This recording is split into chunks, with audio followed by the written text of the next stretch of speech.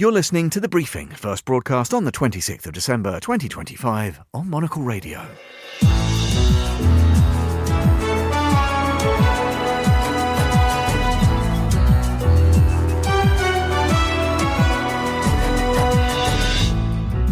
Hello and welcome to The Briefing, broadcasting to you live from Studio One here at Midori House in London on Boxing Day. I'm Tom Edwards.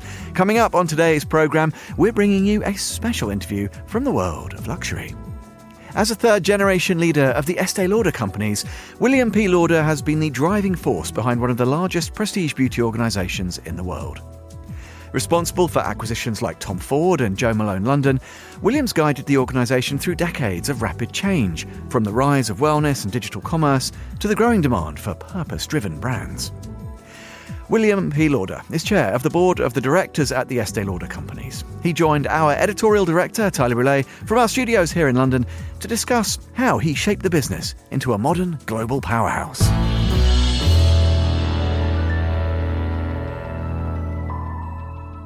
Mr. Lauder, fantastic that you're joining us. Here I am in Zurich. You're over in London. I thought we would get right to it. We are at a time of year where, of course, the department store is still incredibly important. But I was in Canada last week. I was just in Japan. And I was thinking about sort of the Christmas season, how retail used to work, how it works today. And I recalled a time when you would go into the department store. Of course, I would see an Estée Lauder counter, and I would see counters for Chanel and for many, many other brands. And that was the experience. That was a defining part of really the Christmas retail period. But now we're seeing beauty floors are subterranean. Sometimes they're no longer on the ground. They're one floor up. It's completely sort of changed. I'm just wondering, you have got a seat 1A. You're in the middle of it. How do you view, and I know it's a big question, this is a global program, but how do you view your sector right now? And particularly at this time of year when you could almost say inundated with imagery for fragrance, for beauty, and much more beyond. Well, you know, retail as a whole has changed dramatically, really, over the last 20-something years. I would say since the advent of the internet shopping, and a meaningful expansion of choices for consumers about where and how they shop and what their influences are. And at the heyday of the department store was a lifestyle choice. It was the emporium, or I guess the plural emporia, of choices for consumers to buy everything. And traditionally, the department store had beauty and other what they call main floor businesses like handbags and jewelry and watches and sunglasses and smaller items, perhaps more incidental items on the ground floor. And then they invited the consumers to explore the lifestyle that they were aspiring to on other floors, whether it was ready-to-wear or housewares or other things. And those stores still exist, but they're not as central to the shopping experience as they were to consumers when this was really one of the only choices they have. You've got big box stores that specialize in certain categories, whether it's the Best Buy or the IKEA or Sephora or Boots. And you then have the consumer almost has infinite choice of shopping online from their sofa or from their desk. So the result is four-walled retail is still a significant part of consumer spending, but it's much more of a choice. And the very best four-wall retailers are those who offer great entertainment for the consumer. In other words, I like the experience when I come in the store. And our goal is to make sure that you, the consumer, when you do step into a four-walled retail store, whether it's our own store on a high street or in a department store, you're getting the very best service, the very best attention. You're enjoying the experience enough that you say you want to come back for more. Now, beauty in particular as a category is still very sensory. In other words, the consumer likes to see it, touch it, feel it, smell it. And one of the observations we see, for example, in the online behaviors of consumers is they like shopping, and shopping as in browsing online. But for our sites, we see there are more consumers with abandoned shopping carts than there are those who actually go to conclusion. And there's more click-throughs on Store Locator than there are click-throughs to buy it on the shopping cart. In other words, they're using the platform to learn about the brands, learn about the products, what they may need, yet they still want to try it because the technology does not yet exist to allow the consumer to experience a great fragrance or a great cream remotely, unless we send them a sample. So they still enjoy that experience. And especially, I'm here in London now. It's the holiday season, and the way they design the lighting throughout London, and everyone makes it such an exciting time to shop. And there is a meaningful part of shopping, which is entertainment. The consumer's making a choice saying, I want to spend this because I enjoy the experience. I enjoy all the senses, whether it's the music, whether it's the lights, whether it's going for a meal before or after the shopping experience. It's a part of the ritual that's been created. And beauty is a meaningful part of it. I sensed a little bit of excitement about being in London. London is one of those cities which still has globally recognized department stores, and department stores which do exactly what they say on the label. They are four walls, full of departments doing a variety of things. You hail from a city and a continent, and well, as do I. And I was a little saddened by the North American, and maybe I'll use the Canadian shopping experience, being in Toronto a few weeks ago, where it's a world of beauty and it's a world of fashion. And then I'm sort of, but there's no books, there's no culture. And actually, you talk about the entertainment part, a lot of it is missing. What I'm wondering is, the North American department store, and we've seen it's not an easy time, and there continues to be a lot of reinvention. Is there still a way to go, or do you think the department store, and particularly also what you're offering, is it where it needs to be right now? Well, we can all lament of what used to be and think of the good old days. And a friend of mine years ago gave me a notepad which says, the older I get, the better I was. Yet there's a constant change. And the fact of the matter is some of the change we've seen, you can question, depending on your vintage, whether or not it's an improvement over the experience, or you can say, okay, this is the way it is. For example, transportation.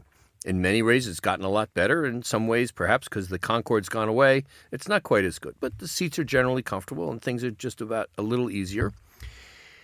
The shopping experience from what used to be where the retailer commanded and demanded of the consumer that she get into the car or the train to go to shop in their environment has changed. Now they have the choices. I would argue that the North American department stores, as a generic observation, there are exceptions, have not done a good enough job to make it worth the while of many of their consumers to make that effort. In other words, they haven't made it fun and entertaining enough to make it worthwhile to make that trip. And if you think of, if we were to play that word association question game about what are the great stores where you enjoy going to, we'll talk about Selfridges on Oxford Street, for example. Well, you love going to Selfridges because you walk in and it's almost an overload on your senses of what's going on. The noise, the music, the people, the decorations, the choices and the activities. And you kind of come away saying, this is a great experience. If you would go to a suburban North American mall on any given Thursday, it's not that exciting. It's not that much fun. It's like, why am I here? And I look at the merchants who were responsible for those stores, and they didn't do a good enough job to make it worthwhile for their consumer to go there. And we, as the brands on offer in there, were there at present, but we were only there because, what was that expression from that movie? If you build it, they will come. There was a time when, in North America in particular, the mall became the town square, where people went there to see others and to walk around. And that was certainly what teenagers did, and people slightly older did. This is what you did on a Saturday or Sunday, especially when the weather wasn't good. And now the town square is perhaps social media of a different sort. It's the social gaming where everyone sits in their living room and they're playing a video game with their friends who are in different parts of the world. And the nature of connection, the nature of social connection has changed. That's North America. If you were to go to Asia, for example, where everyone lives in much smaller housing and communities, they still want to get out and about. They want to go. They want to go shopping in the department store. And every department store in Asia is this multi-level emporium where there's food halls on the lower level where you buy food which you're going to eat tonight or tomorrow. There are beauty shops. There are luxury shops. There are clothing shops. And on the upper floors, there are a restaurant of almost every style of food that you would imagine. And this is where they go spend their day. And there may be even a movie theater. So depending on the culture, depending on the environment, depending on the way people live, they're making different choices about how and where they shop and what they shop for. And I'd say North America in particular has changed more dramatically. And believe it or not, I say Canada has changed much more dramatically than the United States has, especially with department stores. Let's just focus for a moment on what that means for Estée Lauder as a group, because you could say your home market has changed, dramatically. Maybe Europe is somewhere in between. Asia is definitely doing its own thing. But let's go to the core. What has that meant from a retail perspective? How you have to lead when you do not have a department store, which of course was your traditional trading ground. It's not the same as it used to be. There's not that same level of allure. So when you think about what those desirable four walls look like right now, what's the dream? What works best in North America? Here's one way I would look at it. 40 years ago, you said, okay, which retailer am I choosing to present and launch my brand, and what consumers do they attract? Today, many of the best brands have multiple different choices of a retail format in which they wish to engage their consumer. So, for example, for us at Estée Lauder, depending on the brand and the consumer we wish to attract, it may very well be that the best platform is a department store where we're one brand amongst many appealing to the consumer who's looking for that experience. Or it may very well be that we have our own store in a shopping neighborhood where there is no department store presence, where consumers choose to shop. For example, Soho in New York City, as an example of a shopping neighborhood where there's really no department store presence. So many brands have their own four-walled shop that may only be 500 square feet that offers a different experience than the experience the consumer might get if they're shopping at Saks Fifth Avenue, for example. Or you may be going direct to consumer and the consumer becomes aware of the brand, and what you find in the beauty space in particular, that there are brands that started as online-only brands, and some of them have now morphed into hybrid, where they're both offered online as well as now have their own stores. Because in the beauty space, as I said, because of that sensory experience, there's only so much you can do online, and yet you can engage that consumer in a far different way, an experiential way, by appealing to their senses when they can see it, touch it, feel it, smell it, and experience that sensory part of it. And our job as brand stewards is to understand who our consumer is, where and how she likes to shop for that experience, so that we shouldn't say you must do it this one way, as much as to understand what she wants and where she's going to be most responsive. We've got certain brands like Le Labo, for example, where the Le Labo store is a wonderful, amazing experience that consumers will really travel some ways or wait in line because they enjoy that experience that they would get in the Le Labo store, which is a different experience than she might have for the same brand in a department store. Other brands are really well suited to be in the department store because that's sort of how they grew up and they, if you will, thrive on that competitive environment. And there are other brands that are only good in their own retail environment where they have their own four walls. And it's incumbent upon us as the brand stewards in multiple brands to understand where a consumer likes to shop, how she likes to shop, what's the experience she wants, what's the level of service and engagement she wants. It used to be that she came in to be educated because she didn't really know anything more, but the expert in the store was helping her. Now today, the consumer comes in far more educated about the product, about the performance of the product, and the expert is there to help refine that choice and select it for her and give her that experience. But oftentimes in beauty in particular, what may seem like the right product when you're reading about it may not actually be right for you when you get in the store, but then you get to experience the other products that are to the right of it, to the left of it on the counter. And that's where the expert in the store can help that consumer refine their choice to be exactly what's right for them. I want to pick up on just a bit of use of language. Here we have two gentlemen talking about, of course, fragrance, beauty, this industry. You're talking about the female consumer. You mentioned Le Labo, and it's just interesting because when I look at Le Labo, to me, it's a very masculine environment. It's very clinical, etc. So I'm fascinated. Hey, if we're in the boardroom and I'm, of course, amongst Estée Lauder colleagues, and of course, you do have a men's offer as well. But at the end of the day, of course, I think we all know where the numbers are and how it drives. But I'm curious at this time of year, though, the male consumer who's going in to buy for his wife, girlfriend, whatever, I'm sort of fascinated also, how do you actually talk to a male customer as well?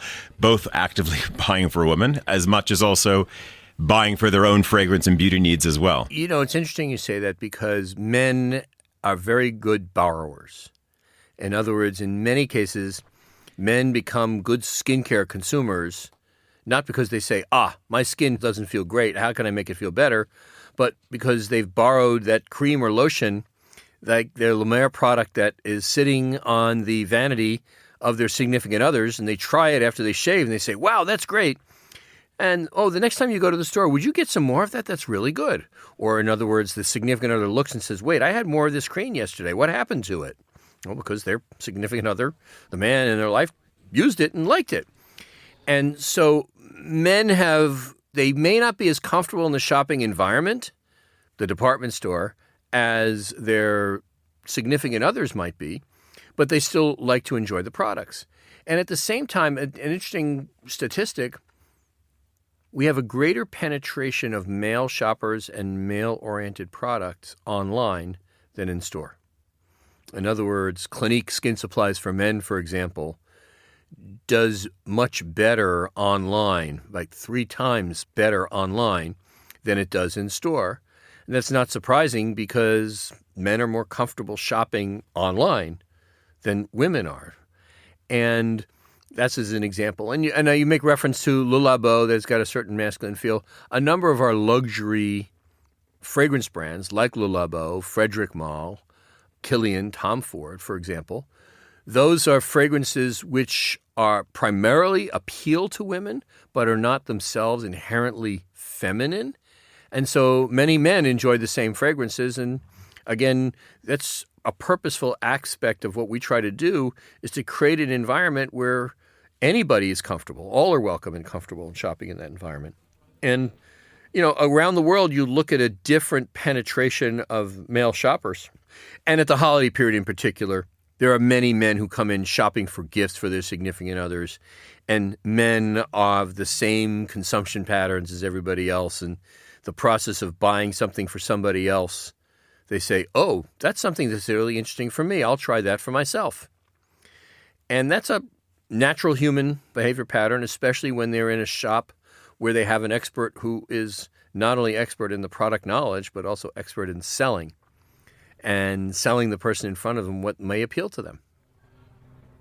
I want to come back to just selling and the art of selling in a moment. But just going back to the male consumer, when you talk about their consumption habits online, is it also because, listen, how many navy blazers does a guy need, right? It's sort of a story of replenishment as well. Once I like the Clinique product, once I like the face scrub, once I like the shampoo, I'm just going to go back and order it again.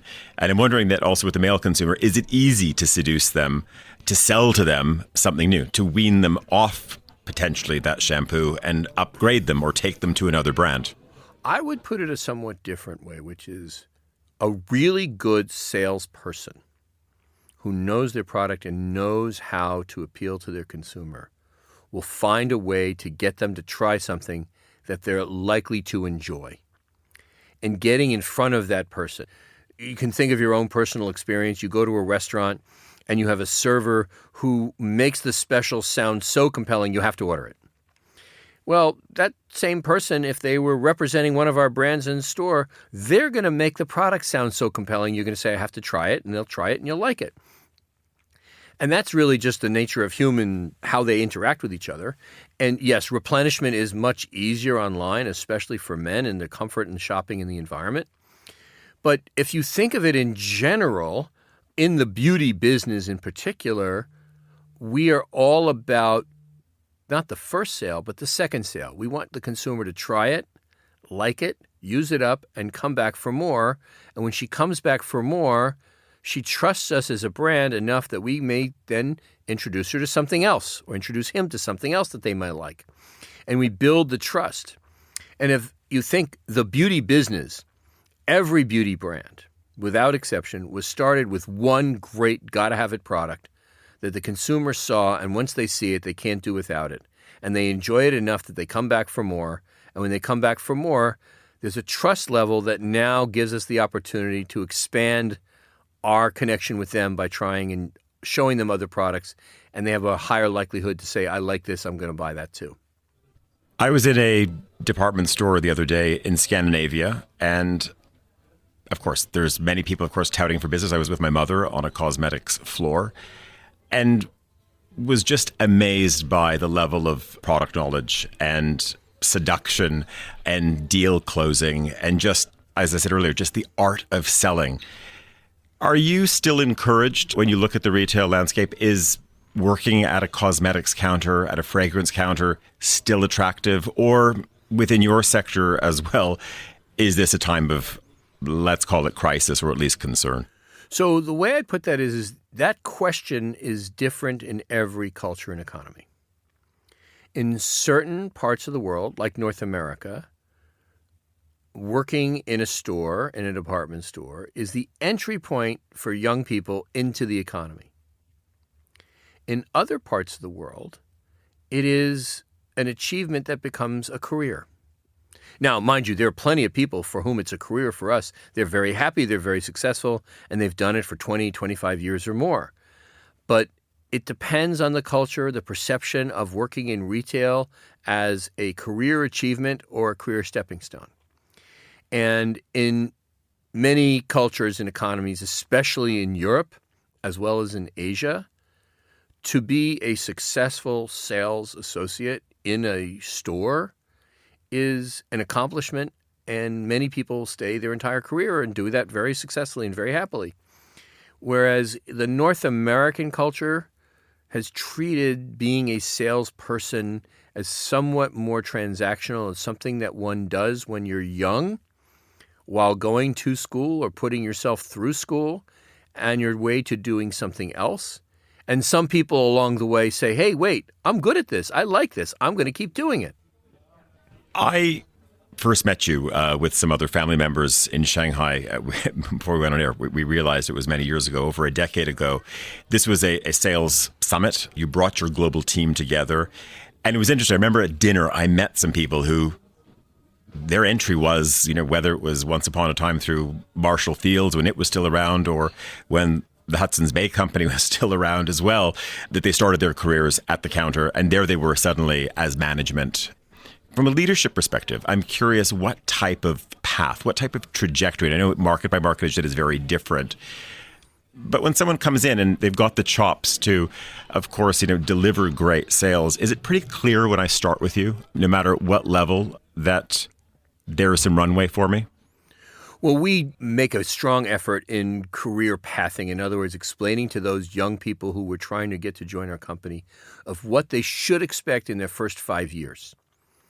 And not everybody follows the exact pathway, but as much as when you have a young person who's finishing their education and entering the economy, they may or may not know, depending on their siblings, their parents, or others, of how their career trajectories have gone, is what's the path for them. Our job is to give them, to stimulate their imagination of what the opportunity may be for them, give them the opportunity to show how good they can be, give them the tools so they could be really good, and see how they go. Some people, like those who you mentioned, they do extremely well. They become very effective salespeople. They understand the consumer. They understand the experience. They progress along a track where they go from being a sales associate to an assistant counter manager to a counter manager, where they're managing their teams and they're effective salespeople. They become great teachers, coaches, and trainers of the younger people who they're developing. And they themselves move along in the organization because they've demonstrated those skills that allow them to progress in an organization. And I dare say that many of these people would be good at almost anything they put their mind to because they have the confidence to be engaged with others, like to be great salespeople, number one. But effective leadership is great communication, great teaching and coaching to help others be good. Because as you become a more effective leader, your leadership is based on those skills that help you help others to be good, that allows you to grow and help a bigger audience be great. I could talk about retail, department stores, this industry all day, Mr. Lauder. We're going to have to wrap soon. One curious question maybe, or maybe not so curious.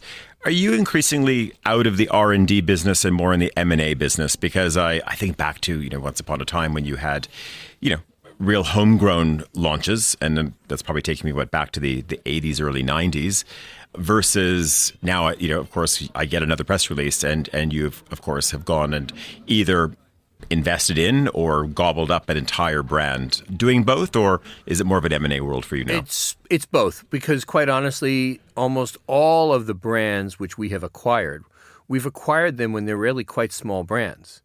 And they've just come up with a great idea and they have some wonderful products. But most of them have grown dramatically while being on our platform because we have added our brand expertise, our product development expertise, as well as our market knowledge and capabilities to help them be even better still. So it's not just, we've got a brand, let's take all their products. No, it's they've got a great brand idea. Let's take our capabilities and expertise to help them be even better still, by helping them to create better products, helping them to create what the consumer really needs. Many of these brands are started in one market, predominantly North America market, Canada, US. And yes, those are very diverse markets, but then as we start to have a bigger presence in Europe, Africa, South America, Asia, for example, those consumers have different needs, and our local management has great knowledge in helping them shape their brands to make them more relevant locally. You may remember the expression, think global, act local. Well, all of our brands have to think global and act local and make their product most effective for the consumers in that marketplace. And that may mean, for example, making sure you have the foundation formulas and the undertones for these different cultures that helps their skin look good. It may mean, for example, in a very hot and humid environment, you are giving them a skincare product that isn't as strong and dense as you may need in Scandinavia, for example, where it's cold for 6 months plus out of the year.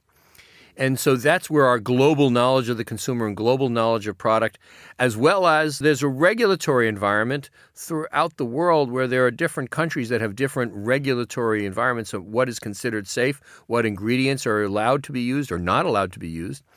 And we use our technical expertise to make sure that these products conform to the rules and regulations around the world.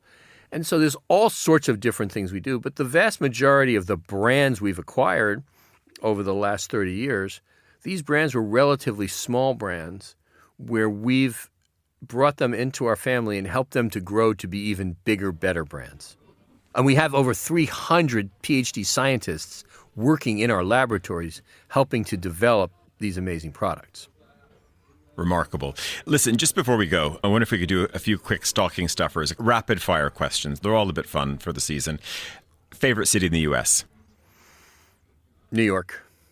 Favorite city outside the U.S.? Tokyo. Single chosen hotel, not a group hotel, just favorite property. Oh, wow. I'd say Equal Claridge's or the Beverly Hills Hotel. And if you think of one hotel group that delivers every time? Wow. Pretty consistently, Four Seasons. Retailer you most admire? I know you have to be careful on this one. Yeah. If I take a timeline, I would say consistently over the last 20 years, Selfridges. And if you also think of a timeline, what was your favorite decade so far? Oh, my God. Growing up, it was in the 70s because I grew up in the 70s, and each decade seems to offer new challenges and new exciting opportunities. But it's hard to say, gee, I like this one more than that one. But, I loved being a teenager in the 70s and, the experience I had in the 80s in my 20s. But you know what? It's a pretty exciting time to be alive now. What about from a business point of view? Do you look back at from a time of communications, from margin, maybe even, of course, we're talking about management here as well. Anything stand out? I would say the extraordinary transition that occurred starting in the 90s into the first decade or so of the 2000s. There was extraordinary transformation in almost every aspect. This was the advent of technology, the advent of communication, the advent of social media that fundamentally changed the way we as humans interact with each other and how we drive our business and the nature of what that does. And, to be a part of that and to understand it and to ride that roller coaster that has been a part of that it's been really interesting and exciting. I dare say the next coming decades will also be interesting and exciting, as well as a challenge for those generations that will come after. Favorite car brand? Oh, boy. I kind of like my BMW. That's all right. Yeah. When you wake up every morning, your media brand of choice, the first news outlet you go to? Wow. I would say first it's the headlines and opinion of the Wall Street Journal, followed by the Financial Times and the New York Times. Favorite scent? That's like asking me who's one of my favorite children. Hey, kind of the same thing, right? Yeah, exactly. So right now, I'm quite partial to Jo Malone, especially the Cypress and Grapevine. Restaurant. Sorry. Oh, my goodness. Restaurant, this has to be a city-related thing. Well, we could do, again, why don't we say favorite restaurant in your favorite city and favorite restaurant outside the United States? So when I come to London, I try to make sure that I have at least one meal at Scott's. I really enjoy the experience there. Dover sole and oysters is just a go-to that I love very much. I would say I can't stop raving about the quality of the experience in almost any restaurant I go to in Tokyo. One is better than the other every single time, no matter the cuisine, even though I'm quite partial to Japanese cuisine. And Milan is an amazing city where you can eat yourself silly day and night for months. Last question, your top holiday destination? In winter, where there's great powder. In summer, where the sun shines and the waves are comfortable and the beach is nice. I like going to different places. I like the variety of different places. William Lauder, an absolute delight talking to you. Thank you very, very much. Thank you for having me. My thanks to Tyler Brûlé and William P Lauder, Chair of the Board of Directors at the Estée Lauder Companies. And that's all for this special Boxing Day edition of The Briefing. It was produced by Tom Webb, our researcher was Joanna Moser, and our studio manager was Christy O'Grady. The Briefing returns at the same time on Monday. I'm Tom Edwards. Goodbye and thanks for listening.